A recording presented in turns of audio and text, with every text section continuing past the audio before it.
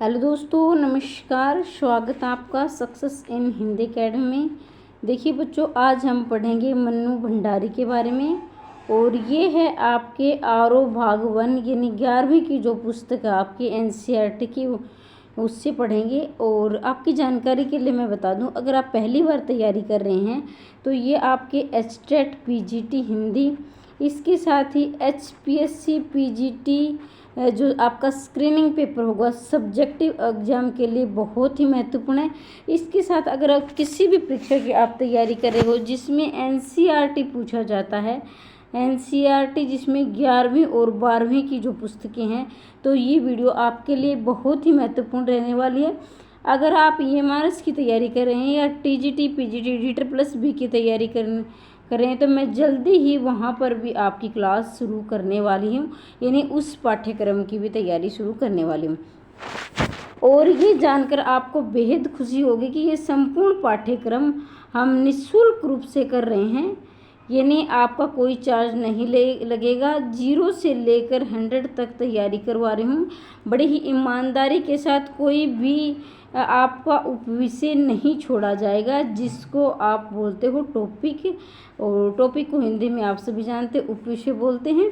ठीक है, तो अगर आप पहली बार चैनल पर आएँ तो चैनल को सब्सक्राइब कर दें, वीडियो को लाइक और शेयर कर दें।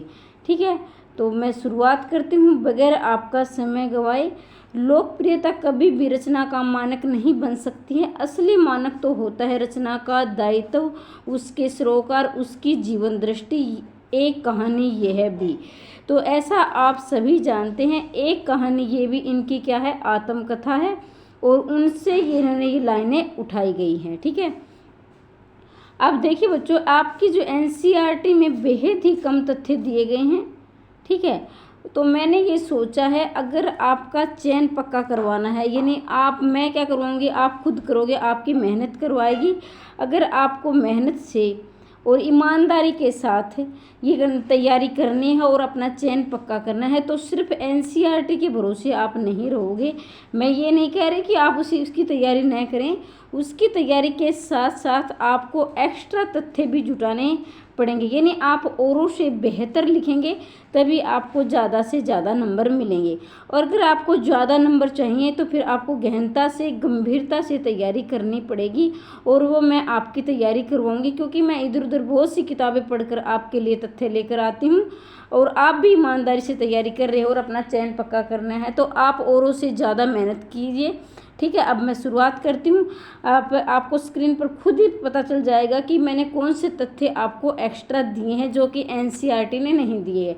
यहाँ देखिए, मन्नू भंडारी का जन्म की मैं बात करती हूँ, ये सन 1931 भानपुरा मध्य प्रदेश में हुआ था।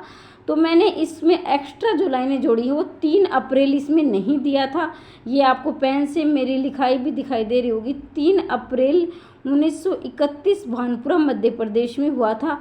और इनका वास्तविक नाम ये आप बिल्कुल भी ना छोड़े, जो उनके उपनाम कह लीजिए, आप वास्तविक नाम कह लीजिए या वास्तविक नाम कह लीजिए, ये बहुत बार परीक्षा में पूछे जाते हैं। और इनकी वीडियो में जितने भी लेखक हैं, कवि हैं, उनके उपनाम की वीडियो मैंने ट्रिक के द्वारा करवाई है, वो भी आप देख सकते हैं। तो इनका वास्तविक नाम है महेंद्र कुमारी, याद रखेंगे। प्रमुख रचनाएं, सबसे पहली बात मैं आपको सबको पता है कि जो मेरे पुराने बच्चे हैं, जो मेरे शुरू से तैयारी कर रहे हैं, उनको सबको पता है कि मैं साथ के साथ आपके व्याकरण साहित्य संपूर्ण साथ लेकर चलती हूँ, क्योंकि 2-3 वीडियो से आपकी जो अशुद्धियाँ हैं वो कम नहीं होने वाली हैं। ये सबको पता है कि 2-3 वीडियो को देखकर आप जब आप तैयारी कर रहे हो, तो जब भी मैं कह रही हूँ कि जब आप कमेंट करें, तो बहुत से बच्चे ऐसे हैं जो रोमन भाषा में कमेंट करते हैं। भाई ठीक है, रोमन भाषा मुझे कोई कठिनाई नहीं होती उत्तर देने में, लेकिन आपको क्या नुकसान होगा, आपको ये नुकसान होगा कि आपका लिखने का अभ्यास नहीं होगा, आपको पता ही नहीं चलेगा कि कहाँ पर आप अशुद्धियाँ कर रहे हो। तो मेरा ये मानना है, जब भी मैं प्रतिदिन आपकी तैयारी करवाऊँ, लेखक परिचय या कवि परिचय करवाऊँ, आप अपने शब्दों में अपने हिसाब, पहले उसको याद कीजिए 2-3 बार। मैं कह रही हूँ एक टॉपिक को आप कम से कम 3 बार तैयारी करेंगे, अभी से जैसे ही आपका रिजल्ट यानी आपका परिणाम घोषित किया जाता है, उसके बाद आपके पास सिर्फ और सिर्फ रिवीजन का समय बचेगा। तो मैं आपके लिए मैराथन वीडियो लेकर आऊँगी, यानी 2-2 3-3 घंटे में आपकी लगातार तैयारी करवाऊँगी। तो अभी आप 2-3 बार से तैयार करके, यानी आपकी तैयारी करके, याद करके आप लिख कर अवश्य देखें, ठीक है। तो देखें, एक प्लेट सैलाब, मैं हार गई, 3 निगाहों की एक तस्वीर, यही सच है, त्रिशंकु, आंखों देखा झूठ, ये आपके क्या है, कहानी संग्रह। तो यहाँ आप ध्यान देंगे, कहानी संग्रह का मतलब होता है, यानी संग्रह का मतलब होता है एक से ज़्यादा चीज़ें, यानी कहानी एक होगी तो उसको हम कहानी बोलेंगे, और एक से ज़्यादा यानी 2 भी हो जाएंगी तो वो कहानी संग्रह हो जाएगा। ऐसे ही आपके नाटक होते हैं, नाटक एक होगा तो नाटक, और एक से ज़्यादा होंगे तो नाटक संग्रह होगा, ठीक है। अब मैंने इनको विस्तार से अपने शब्दों में अपनी लिखाई के द्वारा आपको समझाया, वो आप आगे देखेंगे। अब आप इतना ही याद करेंगे, ठीक है। आगे बढ़ते हैं। आपका बंटी महाभोज स्वामी 1 इंच मुस्कान, ये बहुत बार परीक्षा में बार बार पूछा गया है, इसको आप IMP करेंगे, बहुत ही महत्वपूर्ण है। राजेंद्र यादव के साथ, अब देखना बहुत सारे हो सकता है आप सभी को ये पता हो, लेकिन जो पहली बार तैयारी कर रहा है उनके लिए थोड़ी सी समस्या आ सकती है। और ये तो मेरी आदत है कि मैं हर बच्चे को साथ लेकर चलती हूँ, चाहे वो पहली बार तैयारी कर रहा है या फिर काफ़ी लंबे संघर्ष कर रहा है। भाई हार जीत तो एक ज़िंदगी का हिस्सा है, लेकिन आपको अपनी तैयारी मेहनत करनी है और बड़ी गहनता से तैयारी करोगे तो आपकी जीत निश्चित है। तो याद रखेंगे, राजेंद्र यादव कौन थे? राजेंद्र यादव उनके पति थे, पति का नाम है राजेंद्र यादव। तो 1 इंच मुस्कान दोनों पति पत्नी ने साथ मिलकर लिखी है, ठीक है। ये क्या है? उपन्यास है। अब आपको लिखना कैसे है, तो आप क्या है, कहानी संग्रह ऐसे हेडिंग बनाएंगे, मैं साथ साथ आपको ये भी बताती चलूँगी आपको लिखना कैसे है। फिर कहानी संग्रह की हेडिंग बनाकर आप क्या लिखेंगे, 1 प्लेट सैलाब, मैं हार गई, 3 निगाहों की एक तस्वीर, यही सच है, त्रिशंकु, आंखों देखा झूठ। तो इस प्रकार से आप कहानी संग्रह की लाइन में लिखेंगे। फिर आपको दूसरी लाइन बच्चों उपन्यास की हेडिंग बनानी है। उपन्यास में आप क्या लिखोगे, आपका बंटी महाभोज स्वामी 1 इंच मुस्कान राजेंद्र यादव के साथ। ये लाइनें आप लिखना बिल्कुल ना भूलेंगे, क्योंकि ये बेहद महत्वपूर्ण है। ये छोटी छोटी आप गलतियां न करोगे तो आपके ज़्यादा से ज़्यादा नंबर मिलेंगे। अगर आपने छोटी छोटी गलतियां की तो एक एक गलती का आपका आधा आधा नंबर कटता चला जाएगा, ऐसे आप औरों से पिछड़ जाओगे। तो मैं आपको सचेत करती हुई चलूँगी। इसके साथ ही मैं ये बता देना चाहूँगी, अगर आपको इनके सन चाहिए तो मैं आगे मतलब अगले वाले पेज पे मैंने इनके सन लिख रखे हैं। NCERT ने सिर्फ इतना दिया है। अगर कोई बच्चा चाहता है कि मतलब कि उनको भाई सन याद करने में थोड़ी सी कठिनाई आ रही है तो वो इसे रहने भी देता है, लेकिन कोई बच्चा ऐसा है जो चाहता है नहीं मैंने तो निश्चित ही आपका चयन करना है, यानी सिलेक्शन लेना ही लेना है, तो वो और गहराई से गहराई, क्योंकि मैं तो दोनों को साथ लेकर चलूँगी, ठीक है। तो मैंने इसलिए यहाँ इनके सन नहीं लिखे हैं, क्योंकि आपको राइटिंग समझ में नहीं आएगी, दिक्कत का सामना करना पड़ेगा, क्योंकि मैं तो समझ लूँगी क्योंकि मैंने लिखे हैं, लेकिन आपको कठिनाई हो सकती है, इसलिए मैंने अगले वाले पेज पर लिखा है। अब ध्यान देंगे, पटकथाएं। पटकथाएं का मतलब ये होता है जैसे कोई कहानी है, नाटक है, तो वो टीवी पर दिखाई जाती है, यानी दूरदर्शन। टीवी को हिंदी में आप बोलेंगे दूरदर्शन। अगर दूरदर्शन पर कोई भी कहानी दिखाई जाती है तो वो पटकथाएं बन जाती है, ठीक है। इतना भी आप याद रखेंगे। रजनी, निर्मला, स्वामी, दर्पण, ये क्या है, पटकथाएं है। अब एस्टेट वाले बच्चों की मैं बात कर लेती हूँ। एस्टेट में क्या है, आपके पास एस्टेट जो PGT की तैयारी कर रहे हैं उनकी मैं बात कर रही हूँ। आपके सामने 4 विकल्प होंगे बच्चों, 4 में से आपको विकल्प देंगे, एक का आपको चयन करना होगा, ऐसा आप सभी जानते हैं। जैसे चयन करोगे तो आपको एक सही का विकल्प तो अवश्य मिलेगा, तो आप समझ लेना। जैसे कि पटकथाएं में मान लीजिए 3 ऑप्शन उपन्यास के दे दिए, एक पटकथा का दे दिए, तो आपसे ये पूछा जाएगा इनमें से पटकथा कौन सी है।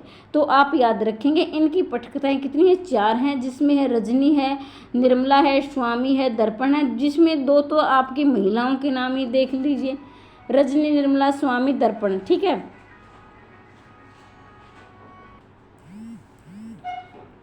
अब याद रखेंगे ये है कहानी, ये है भी ये कहानी, एक कहानी, ये आप ये मतलब थोड़ी सी मिस्टेक दी हुई है यहाँ पर। तो ये आत्मकथा है, 2008 में इनको यहाँ व्यास सम्मान मिल गया था। 2008 है ये, 2008 में इसको व्यास सम्मान मिला था, ये आप याद रखेंगे। आगे देखिए, सम्मान है जिसमें सम्मान में आपका है हिंदी अकादमी का शिखर सम्मान, बिहार सरकार, भारतीय भाषा परिषद कोलकाता, ठीक है। तो आप याद रखेंगे हिंदी अकादमी दिल्ली का शिखर सम्मान, बिहार सरकार ये 1991, और भारतीय भाषा परिषद कोलकाता ये बच्चों है 1982 में, ये 1982 में मिला था। बिहार सरकार 1991 में मिला था। इसके साथ राजस्थान संगीत नाटक अकादमी, ठीक है, उत्तर प्रदेश हिंदी संस्थान द्वारा, तो ये आप याद रखेंगे हिंदी अकादमी का शिखर सम्मान, बिहार सरकार, भारतीय भाषा परिषद कोलकाता, राजस्थान संगीत नाटक अकादमी और उत्तर प्रदेश हिंदी संस्थान द्वारा पुरस्कृत, ठीक है। तो ये देखिए देहांत इनका हुआ था, हालांकि एनसीईआरटी ने नहीं दिया है, ये आप भी देख सकते हैं, आपके सामने है, मैंने अपने पेन से लिखे हैं। ये 15 नवंबर 2021 गुरुग्राम। अगर हरियाणा से बाहर के जो बच्चे तैयारी कर रहे हैं तो मैं बता देती हूँ कि ये गुरुग्राम हरियाणा में आता है, ठीक है, इतना आप याद रखेंगे। देहांत 15 नवंबर 2021 गुरुग्राम हरियाणा में। अब यहाँ मैं बात करती हूँ कि जन्म इनका हुआ था, ध्यान रखेंगे 3 अप्रैल 1931 भानपुरा मध्य प्रदेश, यानी मध्य प्रदेश में तो क्या हुआ था, इनका जन्म हुआ था। लेकिन आप याद रखेंगे इनकी मृत्यु हुई थी 15 नवंबर 2021 गुरुग्राम, यानी लगभग 90 वर्ष इनकी उम्र रही है। अब आगे मैं बात करती हूँ, देखेंगे आप, अब यह देखना, महाभोज के लिए इन्हें उत्तर प्रदेश हिंदी संस्थान द्वारा पुरस्कृत किया गया था। अब जो उत्तर प्रदेश हिंदी संस्थान है उन्हें 1981 में इन्हें महाभोज के लिए पुरस्कृत किया था, ठीक है। आगे बढ़ते हैं। मन्नू भंडारी हिंदी कहानी में उस समय सक्रिय हुए जब हिंदी नई कहानी आंदोलन अपने उत्थान पर था, यानी जब ये कहानियाँ लिख रही थी, जब ज़्यादा से सक्रिय मतलब उत्सुकता से लिखना, तो उस समय नई कहानी का आंदोलन, अगर नई कहानी आंदोलन की शुरुआत हो चुकी थी। तो अगर आप चाहते हैं कि एस्टेट पीजीटी की तैयारी करना, इसके साथ ही एचपीएससी सब्जेक्टिव हिंदी की तैयारी करना, वो भी बिल्कुल निःशुल्क, तो चैनल को सब्सक्राइब करें, वीडियो को लाइक करें, और टेलीग्राम से आप नहीं जुड़ रहे हो, टेलीग्राम से अवश्य जुड़ें। टेलीग्राम का लिंक वीडियो के नीचे भी मिल जाएगा आपको लिंक। इसके साथ ही अबाउट में आप जाओगे तो वहाँ भी टेलीग्राम का लिंक दिया गया है, वहाँ से जुड़े। और ये पीडीएफ मेरे हस्तलिखित जो है ये मैं टेलीग्राम पर शेयर कर दूंगी, वहाँ से इसे प्राप्त कर सकते हो, वो बिल्कुल निःशुल्क। नई कहानी आंदोलन छठा दशक में नया मोड़ आया, जिसमें मन्नू भंडारी विशेष योगदान। उनकी कहानियों में कई पारिवारिक जीवन, कहीं नारी जीवन, कई समाज के विभिन्न वर्गों की जीवन विषंगता विशेष आत्मीय अंदाज में अभिव्यक्त हुई है। भाई थोड़ी सी पीडीएफ है ना, थोड़ी सी हिल गई है, मैं थोड़ी टेक्निकल में ऐसी, थोड़े मेरा हाथ कमज़ोर है, फिर भी मैं कोशिश करती हूँ आपके लिए कि मेरी तरह जो भी तैयारी अच्छी तरह करना चाहता है, मतलब मेरी तरह ये कि मतलब मैं भी अपना कुछ नया नया सीखती रहती हूँ हर दिन। आप भी अपने नए नए सीखने का अभ्यास कीजिए, और अभ्यास ही आपको एक दिन सफलता दिलाएगा। तो याद रखेंगे उनकी कहानियाँ कहीं पारिवारिक जीवन, अभी पारिवारिक जीवन आप समझ गए हो, जो हमारे निजी ज़िंदगी में, जैसे हमारे जो परिवार में जो रिश्ते नाते उनसे जुड़ी हुई, कहीं नारी जीवन, अब नारी की जो शिक्षा की जो समस्या है, कई घरों में नारी को दबाया जाता है, उनको शिक्षा मतलब कि चूल्हा चौका तक सीमित रहें, बाहर उनको शिक्षा ग्रहण करने नहीं दिया जाता, तो इन्होंने ये मुद्दे उठाए हैं। कई समाज के विभिन्न वर्ग हैं, जैसे जातिगत भेदभाव किया जाता है, इनको मतलब जाति के आधार पर जो एससी, जिसे अनुसूचित जाति या जनजाति बोलते हैं, उन्हें शिक्षा का अधिकार बहुत संघर्ष करने के बाद मिला है। उन्हें आक्रोश का मतलब होता है गुस्सा, ठीक है, इन पर मतलब ये जो भेदभाव देख रही थी तो उन्हें एक तरह से आक्रोश, इन्हें गुस्सा आता है। व्यंग्य का मतलब कहना तो कुछ चाहता है, और मतलब शब्द कुछ होते हैं, और कटाक्ष होता है, एक तरह से क्या है, कहना कुछ चाह रहा है और शब्द कुछ और होते हैं। संवेदना का मतलब होता है हमें किसी भी चीज़ देखकर हमारा हृदय द्रवित हो जाता है, ठीक है। मनोवैज्ञानिक रचनात्मक आधार दिया है, यानी मनोवैज्ञानिक मतलब जैसे कुछ हम सामने वाला उसके चेहरे से समझ जाएं कि सामने वाले के दिल और दिमाग में क्या चल रहा है, उसे मनोवैज्ञानिक बोलते हैं, यानी मन के भाव बिना कहे ही जान लेना, ठीक है। वह चाहे कहानी हो, उपन्यास हो, या फिर पटकथा ही क्यों न हो, ठीक है। तो इस प्रकार से इन्होंने लिखा। आगे बढ़ते हैं। अब देखो मैंने बताया था मैं अपने हस्तलिखित नोट्स लेकर आई हूँ, तो ये देखिए कहानी संग्रह मैं हार गई 1957 में लिखा गया है, लिखी गई है। 3 निगाहों की एक तस्वीर 1959, 3 निगाहों की एक तस्वीर 1959, और यही सच है 1966 में एक प्लेट सैलाब 1968, त्रिशंकु 1978। एक बार मैं फिर से इसका रिवीजन करवा देती हूँ, याद करना। मैं हार गई 1957, तीन निगाहों की एक तरसीर 1959, यही सच है 1966, एक प्लेट सैलाब 1968 और ये आपका त्रिशंकु 1978। अब मैं महत्वपूर्ण की बात करती हूँ, इनमें से महत्वपूर्ण क्या, देखो वैसे तो सारी ही महत्वपूर्ण है, सारी आपको याद करनी है, लेकिन बार बार परीक्षा में जो पूछी जाती है मैं उनके बारे में बात कर लेती हूँ। जिसमें से आपके यह है तीन निगाहों की एक तस्वीर, बहुत महत्वपूर्ण है और यही सच है, और त्रिशंकु ये बार बार परीक्षा में पूछी गई है, तो इन्हें आप याद रखेंगे। देखो भाई ये इतना तो याद करना ही करना है, ठीक है। अगर कोई बच्चा चाहता है, जैसे मान लीजिए 10 नंबर का आपका आया ये लेखक परिचय, ठीक है, 10 नंबर का, मैं दोनों सरे ये लिख के दिखा देती हूँ। 10 नंबर का आया तो आपको चाहिए कि कम से कम 8 नंबर आपके आए, और मैं चाहती हूँ कि 9 नंबर लेने की आप कोशिश की। 10 के 10 तो बहुत कम, कोई रेयर चांस हो सकता है कोई दे भी दे, लेकिन 10 के 10 तो मेरे ख्याल से कोई नहीं देगा चेक करने वाला। लेकिन कुछ बच्चे अगर आप सन लिखोगे तो आपके नंबर बढ़ने के चांस ज़्यादा बढ़ जाएंगे, ठीक है।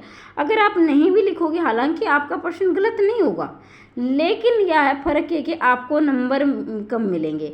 अब मैं एसटेट पीजीटी की बात कर लेती हूँ, तो पीजीटी वालों के सन पूछे तो जाएंगे, लेकिन कुछ महत्वपूर्ण रचनाओं के ही सन पूछे जाएंगे।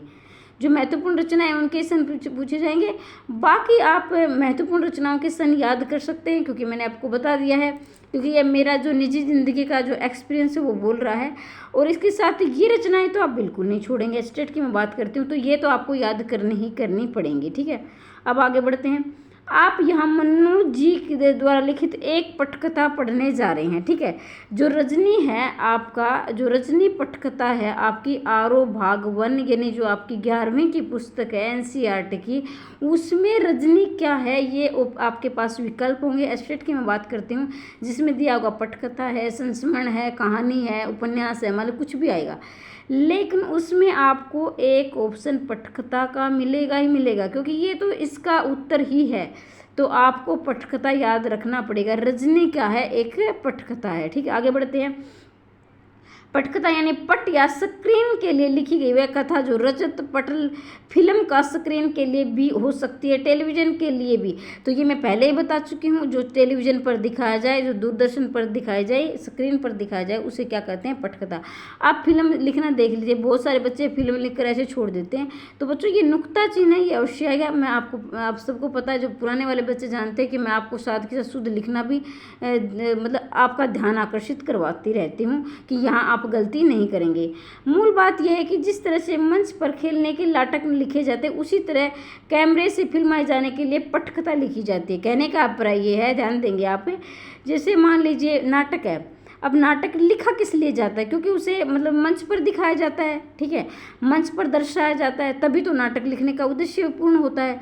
इसी तरह अब पटकथा का लिखने का क्या मतलब होता है, मतलब कैमरे के सामने या फिर उसको टीवी पर दिखाया जाता है, तभी वो संपूर्ण होती है, वरना वो अधूरी ही रहती है। कोई लेखक किसी भी दूसरी विधा में लेखन करके उतने लोगों तक अपनी बात नहीं पहुंचा सकता जितने कि पटकथा लेखन द्वारा, क्योंकि पटकथा शूट होने के बाद धारावाहिक या फिल्मों के रूप में लाखों करोड़ों दर्शकों तक पहुंच जाती है।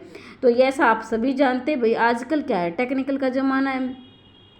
आप यूट्यूब से ही लगा लीजिए, अब एक वीडियो डालने के बाद तुरंत लाखों करोड़ों जनता तक पहुंच जाती है, ठीक है।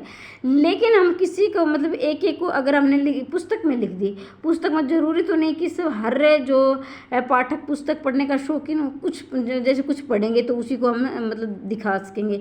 लेकिन अगर हमने यूट्यूब पर यानी जो टीवी पर दिखा दी तो लाखों करोड़ों, जैसे अनपढ़ है, मान लीजिए कोई पढ़ा लिखा नहीं है, तो वो तो पुस्तक नहीं पढ़ सकता है, तो फिर ये समस्या हम उनको कैसे दिखाएंगे। तो उन तक दिखाने के लिए हमें उसे टीवी पर दिखाना होगा या मंच पर दिखाना होगा। अब मंच पर दिखाने के लिए क्या है, सामने आपको मतलब जो भी अभिनेता कह लीजिए या रोल करने वाला कह लीजिए, तो वो क्या है, पढ़ा लिखा भी देखेगा और एक अनपढ़ भी देखेगा। उसी तरह के टीवी पर तो अनपढ़ और पढ़े लिखे दोनों देख सकते हैं। लेकिन जब हम पुस्तक में उसे दर्शा रहे हैं, यानी पुस्तक में लिख रहे हैं, तो पढ़ा लिखा ही उसे पढ़ सकता है, वही उसे समझ सकता है। अब कब पढ़े लिखे तो उसे नहीं समझ सकते। दूसरी आप आपके समझ से ये है, मान लीजिए पढ़ा लिखा भी है, अब कोई क्या है उसकी अंग्रेजी भाषा में अच्छी पकड़ है तो वो हिंदी को नहीं समझेगा, कुछ ऐसा है जिसकी हिंदी में अच्छी पकड़ है तो वो अंग्रेजी को नहीं समझेगा, या फ्रेंच है।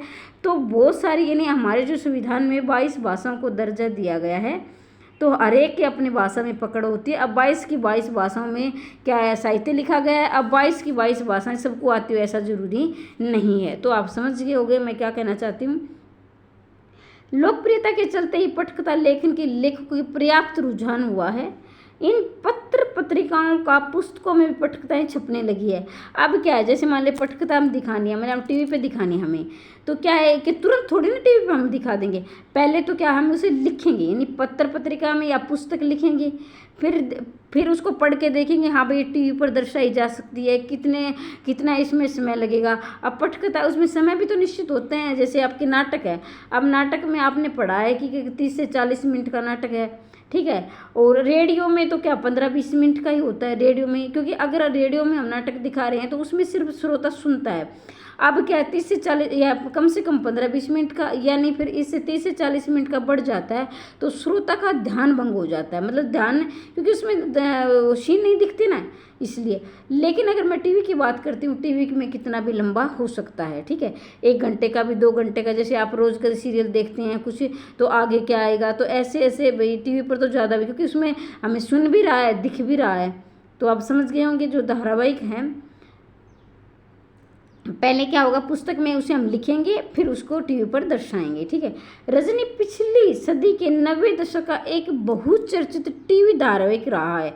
90 दशक का, एक मान लीजिए अब 2023 चल रहा है, ठीक है, तो क्या है, अब अगर मैं दशक की बात कर लेती हूँ, अगर दशक में 2001 भी हो गया तो मतलब अगला दशक शुरू हो जाता है। अब मैं 2023 की बात करती हूँ तो ये 23 दशक नहीं है, ये 24वां दशक शुरू हो चुका है, मतलब एक होते ही, एक ऊपर होते ही अगला दशक शुरू हो जाता है, ठीक है। तो दशक को आप ऐसे समझेंगे, वह समय था जब लोग बुनियादी जैसे सोप ओपेरा दूरदर्शन का भविष्य गढ़ रहे थे। तो ये बात है, सोप ओपेरा दूरदर्शन के जो धारावाहिक जो है आ रहे हैं कार्यक्रम, उनकी बात हो रही है। बासु चटर्जी के निर्देशन में बने इस धारावाहिक की हर कड़ी अपने आप में स्वतंत्र और मुकम्मल होती है। मान लीजिए धारावाहिक हम दिखा रहे हैं तो एक का दूसरे से जुड़ा होना, यानी एक का दूसरे से जुड़ा होना, प्रभाव होना जरूरी होता है। लेकिन जो बासु चटर्जी जो लिख रहे थे इस धारावाहिक, एक कड़ी अपने आप में स्वतंत्र और मुकम्मल थी, यानी हमने एक कड़ी दिखा दी तो दर्शक को समझ में आ गई, हाँ भाई इस कड़ी में क्या है, ये समस्या है, ठीक है। दूसरी दिखाई तो दूसरी समस्या होगी। अब कई कहानियाँ कैसे, जैसे आप रोज सीरियल देखते हो तो उसमें ये आगे ऐसा आएगा तो आपने अंदर उत्सुकता होगी आगे क्या आएगा आगे, तो वो क्या है, कड़ी अधूरी है, मतलब आगे उसका सीन दूसरा होगा। लेकिन जो बासु चटर्जी लिख रहे थे, मान लीजिए ये कड़ी है तो ये अपने आप में स्वतंत्र थी, इसका उद्देश्य यही समाप्त हो गया। अब दूसरी कड़ी लिख रही है तो इसका अपना उद्देश्य, इसका उद्देश्य इसमें होगा, इसका उद्देश्य इसी में होगा, यानी एक दूसरे से जुड़ी हुई नहीं थी, इतना आप समझेंगे, ठीक है। उन्हें आपस में गूथे वाली सूत्र रजनी थी, हर कड़ी में जुझारू और इंसाफ पसंद स्त्री पात्र किसी न किसी सामाजिक राजनीतिक समस्या से जूझती नजर आती है। अब आप समझेंगे कि आरो भाग में आपको दिया है रजनी पटकथा, ठीक है। आरो भाग एक, मैं बार बार बोल रही हूँ, आरो भाग एक ही 11वीं की पुस्तक में है। हो सकता है कोई पहली बार स्टेट दे रहा हो तो उन्हें समझ में ना आए, तो इसलिए मैं बार बार आपको बता रही हूँ कि आरो भाग 11वीं की पुस्तक में है रजनी, और जिसके लेखक है मन्नू भंडारी, और जो एक स्त्री लेखक है, यानी लेखिका समझेंगे आप, लेखिका कहते हैं हिंदी, जैसे जो महिला लिखती है उसे लेखिका और जो पुरुष लिखता है उसे लेखक है। अब कुछ बच्चों को जानकर हैरानी होगी, मैम ये क्या बता रही है, क्या हमें समझ में नहीं आता। भाई मेरा मतलब ये है कि अगर कोई पहली बार तैयारी कर रहा है, हो सकता है कुछ कुछ छोटी छोटी बातें, हम तो 0 से लेकर 100 तक चलेंगे, ठीक है। किसी को पता ना पता इससे कोई मतलब नहीं होता है, क्योंकि सबको समझ में आ जाए और सबका चयन हो जाए, ऐसा हम सोच कर चलते हैं। तो यहाँ देखेंगे मतलब इन्होंने क्या है, अब ये खुद स्त्री थी तो ऐसा मैं मेरी सोच बिल्कुल नहीं है कि जो पुरुष है वो नारी के बारे में नहीं सोचता है, मतलब यह पुरुष का भी हृदय ऐसा हो सकता है, वो नारी को आगे बढ़ना देखना चाहता, अपनी बहन है, अपनी पत्नी है, या फिर कोई भी हो सकता, अपनी माता है। तो इसने अगर एक औरत होकर ज़्यादा उस करीबी को समझती है तो इसने एक अपने मतलब अपना व्यक्तित्व दिखाया है। यहाँ प्रतीकात्मक रूप से आप समझेंगे कि ये प्रतीकात्मक रूप है कि इन्होंने अपने आप को उस करैक्टर में ढालकर दिखाया, उस रोल में, कि एक जो स्त्री पात्र है रजनी, वो किस प्रकार से एक स्त्री पात्र है रजनी, वो किस प्रकार से भी अपना दिखा रही कि उसमें ट्यूशन संबंधी समस्या है कि जो बच्चा ट्यूशन लेता है उसी बच्चे के ज़्यादा नंबर आते, भले वो पढ़ाई में कमज़ोर है। ठीक है। और इसमें दिखाया गया कि एक बच्चा है जो मतलब कम बहुत ज़्यादा इंटेलिजेंट है, प्रतिभाशाली है, लेकिन वो ट्यूशन नहीं लेता, इसलिए उसके नंबर कम आते हैं। यानी उसके 100 नंबर आने थे लेकिन 72 नंबर आते हैं। तो ये आपकी परीक्षा में पूछ लिया जा सकता है कि उसके कितने नंबर आए थे, तो आप याद रखेंगे 72 नंबर आए थे। इसके साथ ही आपको ये भी आ सकता है कि रजनी जो पाठ है, रजनी जो पटकथा है, आप अपने शब्दों में लिखिए। तो मैं हर बार बोलती हूँ कि आप जब भी कोई पाठ पढ़ने बैठे, अपने दृष्टिकोण यानी आपकी यहाँ क्या सोच है, मान लीजिए उसमें जो दिया गया है, जो ट्यूशन लगाता है जो टीचर, अगर आप उसकी जगह होते, यानी आप उसकी जगह होते, तो आप कोई बच्चा आपसे ट्यूशन नहीं लेता तो क्या आप भी ये भेदभाव करते? तो मैं ये बात कहती हूँ कि हर दृष्टिकोण से किसी भी कोई भी समस्या हो, आपको सकारात्मक रहना है, यानी आपको हर समस्या से जूझना आना चाहिए। कोई भी समस्या आपको उससे जूझना आना चाहिए। और क्या है, आपको अंत उसका सुखद दिखाना है। अंत क्या है, आपको सुखद दिखाना है कि हर समस्या से आप लड़ते हुए आपको जीत दिखानी है। तो आप मतलब आप छोटे पढ़ने बैठेंगे तो आप छोटे बच्चों की तरह नहीं पढ़ोगे कि इसमें ये दिया गया। आपको ये सोचना है कि मान लें आप वो दिया गया, एक बच्चा दिया गया जिसमें आपको उसको ट्यूशन का शिकार होता है, अगर उसने ट्यूशन लिया तो उसके कम नंबर, जिसमें ये दिखाया गया कि जो बच्चा ट्यूशन नहीं लेता है तो उसके कम नंबर लगे। तो आपको क्या करना है, अगर उस बच्चे की तरह होते तो जगह होते तो आप क्या करते, आप रजनी की तरह होते तो क्या करना है, तो आपको अपने मतलब हर पाठ को गहराई से पढ़ना है। हो सकता है इसकी समीक्षा लिखनी आ जाए, अपने विचार लिखिए, अपना दृष्टिकोण लिखिए। तो इस प्रकार से अब मैं बता रही थी कि मेरे हस्तलिखित नोट्स हैं जो मैंने आपको लिखे हैं इधर उधर से जुटाकर, मैं एक बार उनको और पढ़ देती हूँ और ध्यान से आप देखेंगे। ठीक है। प्रस्तुत अंश व्यवसाय बनती शिक्षा की ओर हमारा ध्यान आकर्षित। यहाँ आप IMP लगाइए, बहुत महत्वपूर्ण है। मतलब इस ये रजनी जो पटकथा लिखी, इसका मेन मकसद क्या है, मेन उद्देश्य क्या है, तो आप याद रखेंगे। प्रस्तुत अंश यानी प्रस्तुत जो आपका भाग दिया, अंश का मतलब होता है भाग, ये व्यवसाय से बनती शिक्षा की समस्या की ओर, यानी जो आजकल जो शिक्षा है जो सिर्फ व्यवसाय यानी पैसे कमाने का जरिया बन गई है। किसी मतलब बच्चे के साथ कितना है मतलब शोषण करो लेकिन पैसा आना चाहिए, तो ये इसी में समस्या दिखाई गई है। ठीक है। तो आप देखेंगे उपन्यास है 1 इंच मुस्कान, ये 1961 में लिखा गया है, 1961। और 1 इंच मुस्कान मैं बार बार बताती हूँ कि ये बहुत महत्वपूर्ण है। ये इन्होंने पति पत्नी दोनों ने मिलकर लिखा है उपन्यास 1 इंच मुस्कान। और इसके साथ ही राजेंद्र यादव, मन्नू भंडारी क्या है, इनकी पत्नी है, जिसका वास्तविक नाम है महेंद्र कुमारी, ये भी आप याद रखेंगे महेंद्र कुमारी। और ये राजेंद्र यादव इनके पति का नाम है। दोनों ने मिलकर 1961 में ये उपन्यास लिखा था। आप देखिए ये क्या है, इतने इतने उपन्यास हैं। ठीक है, मैं बारी बारी से बताऊंगी आपको। आपका बंटी बहुत महत्वपूर्ण 1971 में लिखा गया था। कलवा भी 1971 में लिखा गया था। महाभोज 1979 और स्वामी 1982। तो बच्चों ये क्या है, उपन्यास है, जिसमें 1 इंच मुस्कान 1961 राजेंद्र यादव के साथ, आपका बंटी 1971, कलवा 1971, महाभोज 1979, स्वामी 1982। अब यहाँ देखिए, यहाँ है आपके नाटक संग्रह। ठीक है, तो लिखने की यहाँ जगह कम थी इसलिए मैंने यहाँ लिख दिया है। नाटक संग्रह में आप लिखेंगे बिना दीवारों का अगर मतलब बिना दीवारों का घर है या बिना दीवारों का घर, तो 1969। तो ये दीवारों आप देखिए इसमें क्या है, बड़ी की मात्रा आएगी दीवार, बहुत सारे बच्चे इसको छोटी की मात्रा लगाते हैं, तो ये आप ध्यान रखेंगे। इसके साथ एक निरोग होता है जिसमें बड़ी की मात्रा आती है। इसके साथ एक बीमारी होता है, इसमें भी बड़ी की मात्रा आती है, तो ये भी आप ध्यान रखेंगे। महाभोज 1983 और नाट्य रूपांतरण, यानी महाभोज नाटक है, इसका रूपांतरण किया गया, इसे मतलब टीवी पर दिखाया गया है। अब आगे देखेंगे आत्मकथा, ये है एक कहानी, ये भी इसको आप जरूर याद रखेंगे। एक कहानी ये 2007 में लिखा गई थी जो आत्मकथा इनकी। तो इसमें क्या है, इनको व्यास सम्मान मिला है।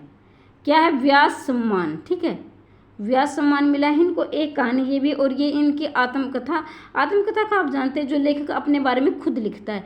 जीवनी क्या है, किसी भी महापुरुष या व्यक्ति के बारे में कोई दूसरा लिखता है। अब बाल साहित्यिक रचनाओं की बात कर लेती हूँ। बाल साहित्य का मतलब जो बच्चों के लिए लिखी गई है, तो बाल साहित्य में कलवा है 1971, आश माता है 1971, आंखों देखा झूठ है 1976। तो इतने क्या है बाल साहित्य जो बच्चों के लिए लिखी गई, ये भी आप याद रखेंगे। सम्मान मैं इनके बता चुकी हूँ, लेकिन फिर भी कुछ सम्मान जो बचे हुए हैं जो आपके एनसीईआरटी में नहीं दिए गए वो मैं बताती हूँ। के बिड़ला फाउंडेशन ने उन्हें उनकी आत्मकथा एक कहानी ये भी के लिए 18वां, ये भी आप याद रखेंगे। अभी तक मैंने थोड़ी देर पहले आपको बताया था कि इन्हें व्यास सम्मान मिला है एक कहानी, ये भी इनकी आत्मकथा के लिए। लेकिन बच्चों आप याद रखेंगे ये 18वां व्यास सम्मान है, ठीक है। हो सकता है कि आपके परीक्षा में ऐसे प्रश्न बन सकता है। मैं स्टेट की मैं बात कर लेती हूँ, 17वां है, 20वां, 21वां ये विकल्प जिसमें आपको 18वां अवश्य मिलेगा। तो आप याद रखेंगे 18वां सम्मान है। छोटी छोटी बातें आपको जीत दिलाएंगी और छोटी छोटी गलतियाँ आपको के नंबर कटवाएंगी। तो आपको गहनता से, गंभीरता से और बड़ी बारीकी से तैयारी करनी है। अब 2007 में मध्य प्रदेश हिंदी साहित्य सम्मेलन में बहुभूति अलंकरण से भी इन्हें सम्मानित किया गया था 2007 में। तो इस प्रकार से मैंने ये मन्नू भंडारी का लेखक परिचय समझाने की कोशिश की है, ठीक है। मैं कोशिश की क्योंकि आप सब पढ़े लिखे हैं, आप भी तैयारी करें, नेट क्वालिफाइड है, एस्टेट भी हैं और आपके अब आप स्क्रीनिंग की परीक्षा देने जा रहे हैं या एस्टेट वाले बच्चे, तो देखो सबसे पहले मैं बात कर लेती हूँ एस्टेट पीजीटी के लिए वीडियो महत्वपूर्ण रहने वाली है, एस्टेट पीजीटी हिंदी के लिए। इसके साथ ही एचपीएससी पीजीटी स्क्रीनिंग जो लिखित परीक्षा देने उनके लिए भी महत्वपूर्ण रहने वाली है। अगर आप ईएमआरएस यानी डीटर प्लस भी टीजीटी पीजीटी या एस्टेट टीजीटी की तैयारी कर रहे हैं तो मैं जल्दी ही उनकी क्लासेज भी शुरू करने वाली हूँ। और अगर आप निःशुल्क रूप से तैयारी करना चाहते हैं और पूरा पाठ्यक्रम करना चाहते हैं, टेलीग्राम ग्रुप से भी अवश्य जुड़े, वहाँ मैं ये पीडीएफ सेंड कर दूँगी जो मेरे द्वारा लिखी गई है और ये बिल्कुल निःशुल्क, ये सबसे खुशी की बात है। तो चैनल को सब्सक्राइब कर लें, वीडियो को लाइक करें, कमेंट बॉक्स में आप अवश्य बताएंगे कि आपको वीडियो कैसी लगी। अगर कुछ सुधार की आवश्यकता है तो अगली वीडियो में आपको वो सुधार भी अवश्य देखने को मिलेगा। अगर आपको वीडियो पसंद आ रही है तो भी कमेंट बॉक्स में आप अवश्य लिखेंगे, लेकिन ज़्यादा से ज़्यादा अभ्यर्थियों को आप शेयर अवश्य करेंगे क्योंकि ज़्यादा से ज़्यादा अभ्यर्थी इसका फ़ायदा उठा सकेंगे। मिलते हैं अगली वीडियो में। जय हिंद, जय भारत।